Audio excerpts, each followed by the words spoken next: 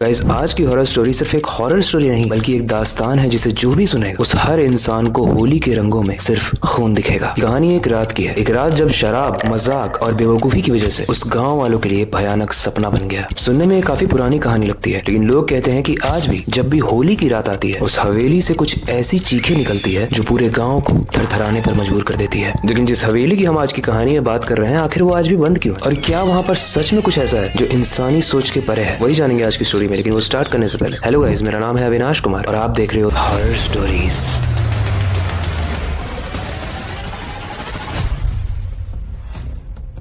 वैसी कहानी शुरू होती है एक होली के दिन से, जब कुलदीप, चंदन और राजू शराब के नशे में धुत होकर एक जंगल के बीच पतली सी राह पर चल रहे थे। हंसी मजाक करते हुए वो एक पुरानी हवेली के सामने पहुंच गए। हवेली की दीवारें काफी काली पड़ चुकी थी और उसके कोने से कबूतरों की अजीब सी आवाज आ रही थी। कुलदीप और चंदन ने हंसी मजाक में उस हवेली की दीवारों पर टॉयलेट कर दिया, लेकिन ये सिनेरियो देखकर राजू घबरा गया और उसने बोला, तुम लोग पागल हो क्या? तुम लोग जानते नहीं हो इस हवेली के बारे में? कुलदीप ने हंसी में बोला, मैं किसी से डरता नहीं हूँ। ऐसे में राजू चैलेंज देते हुए बोलता है, तो एक काम कर, अंदर जा और अंदर से गुलाल लेकर आ। हवेली के अंदर से नशा वैसे ही चढ़ा हुआ था कुलदीप पे। कुलदीप ने दरवाजा जोर से धक्का देकर खोल दिया और अंदर चला गया, लेकिन अंदर जाते ही दरवाजा अपने आप बंद हो गया। अंदर काफी अंधेरा था। कुलदीप ने अपने हाथों को फील करते हुए रास्ता ढूंढा और एक कमरे में जाकर पहुंचा जहाँ पर पीले रंग का गुलाल रखा हुआ था एक प्लेट में। कुलदीप ने हंसी में उस थाली को उठाई और हंसने लगा कि देखो कैसे बेवकूफ है लोग, बोलते हैं कि यहाँ पर कोई भूत रहता है। तो गुलाल उठा लिया, लेकिन जैसे ही कुलदीप हाथ में उठाए गुलाल को देखता है, वो गुलाल लाल हो जाता है, एकदम खून जैसा लाल। उसी के बाद कुलदीप को ऐसा महसूस होता है कि उसके पीछे से एक बहुत ही भयानक आवाज आती है जिसके वर्ड्स थे, होली मुबारक हो। और जैसे ही कुलदीप पीछे मुड़कर देखता है, वो देखता है कि एक 10 फीट लंबा आदमी उसके पीछे खड़ा है, जिसका चेहरा जला हुआ है, एकदम काला पड़ चुका है। उसके हाथों से खून टपक रहा है और उसकी आंखों को देख के लग रहा था मानो आग उगल रही हो। लेकिन जैसे ही कुलदीप उसे देखता है और सोचता है कि वो वहां से निकले, वो कुलदीप की तरफ बढ़ने लगता है। कुलदीप वैसे तो चिल्लाते हुए भागने की कोशिश कर रहा है, लेकिन बाहर राजू और चंदन को कोई आवाज नहीं सुनाई दे रही है। और कुलदीप वहां से बाहर निकलने की कोशिश भी कर रहा है तो दरवाजा तो बंद था। लेकिन थोड़ी देर बाद राजू कान लगाता है दरवाजे पे और उसे कुलदीप की आवाज सुनाई देती है। ये सुनते ही राजू और चंदन दोनों दरवाजे को धक्का देते हैं और अंदर जाते हैं। और जैसे ही वो धक्का देते हैं, कुलदीप बाहर गिरता है। उसके चेहरे पर लाल गुलाल लगा हुआ था और उसके हाथ में वही थाली थी। अब क्योंकि राजू को लगा कुलदीप तो आ गया है, होली खेलते हुए आया भाई, तो बोलता है, वाह भाई, मान गए हम तुम्हें। लेकिन जैसे ही राजू ने कुलदीप के कंधे पर हाथ रखा, कुलदीप नीचे गिर गया और उसकी पीठ देखकर राजू बहुत शॉक हो गया, क्योंकि उसकी पीठ पर बहुत बड़े बड़े पंजों के निशान थे और ऐसा लग रहा था जैसे किसी ने वहां का मांस नोच नोच कर खाया हो। कुलदीप के फर्श में गिरते ही राजू और चंदन वहां से भागने की पूरी कोशिश करते हैं, लेकिन कुलदीप के शरीर से निकल रहे खून पर उनका पैर पड़ता है और वो गिर जाते हैं फिसलकर। तभी पीछे से वही लंबा आदमी आता है और उसके हाथ में कुल्हाड़ी होती है और वो एक एक करके दोनों के सर को फाड़ देता है और फिर उनके खून को पी जाता है और तीनों लाशों को हवेली में ले जाता है। अगले दिन जब गांव वाले उस हवेली के पास आते हैं तो वो बोलते हैं कि अनर्थ हो चुका है और वो मुखिया के पास जाते हैं और मुखिया बोलते हैं कि विनाशक वापस आ चुका है। लेकिन जब गांव वाले पूछते हैं कि कौन विनाशक, कोई स्टोरी है इस हवेली की, तब वो मुखिया वो स्टोरी बताता है जो 20 साल पहले हुई थी। दरअसल गाइस, 20 साल पहले ये हवेली एक अमीर आदमी सुल्तान सिंह की हुआ करती थी। सुल्तान सिंह के बेटे का नाम था वंशज, लेकिन क्योंकि वो काफी लड़ाई झगड़ा करता था तो उसका नाम विनाशक रख दिया गया था, मजाक मजाक में। अब ये जो विनाशक था और वंशज था, ये अपने पिता से काफी नाराज रहता था, क्योंकि सुल्तान वंशज को या विनाशक को उतना काबिल नहीं मानते थे, जिसकी वजह से वो अपनी सारी जमीन जायदाद अपने दूसरे बेटे शेरदिल के नाम करना चाहते थे। ये बात जब विनाशक को पता चली तो विनाशक ने बाप और बेटे दोनों को ही मारना चाहा और उसने इन दोनों को ही हवेली में बंद कर आग लगा दी। लेकिन डेस्टिनी इतनी खराब थी कि वो आग विनाशक को भी खा गई, यानी वंशज को भी खा गई। उस दिन होली का दिन था और बाप और बेटे तो जल चुके थे, लेकिन विनाशक अभी भी तड़प रहा था। उसने काफी हेल्प मांगने की कोशिश की, लेकिन गाँव वालों में से किसी ने भी हेल्प नहीं मांगी। लेकिन क्योंकि गांव में जो होली चल रही थी उसके गुलाल काफी सारा उड़कर उसके शरीर पर लगा, इसीलिए दम तोड़ने के बाद उसने अपनी आत्मा को उस गुलाल में कैद कर लिया और उस हवेली को हमेशा हमेशा के लिए बंद कर दिया। और ऐसा माना जाता है कि आज भी जो उस हवेली में जाता है वो होली खेलकर वापस आता है, लेकिन रंगों की नहीं, खून की। गाइस, ये प्रॉपर्टी के इश्यूज बहुत टॉक्सिक होते हैं, लेकिन इंसान को बर्बाद भी कर देते हैं, हर रिलेशन को बर्बाद कर देते हैं। और ऐसा ही कुछ हुआ इस स्टोरी में। इस स्टोरी आपको कैसे लगी, इससे रिलेटेड कोई फीडबैक हो आप हमें कमेंट सेक्शन में बता सकते हो। इसके अलावा अगर आपके पास कोई सजेशन है उसे भी आप कमेंट सेक्शन में बता सकते हो। वक्त आ चुका है इस स्टोरी को एंड करने का और नई स्टोरी पर काम करने का, लेकिन जाने से पहले मैं बस एक ही चीज कहना चाहूंगा, अपनी क्यूरियोसिटी को डाई मत होने देना, नई चीजें सीखते रहना, अपने बेड के नीचे और खिड़की के बाहर जरूर देख लेना। मिलते हैं अगली वीडियो में।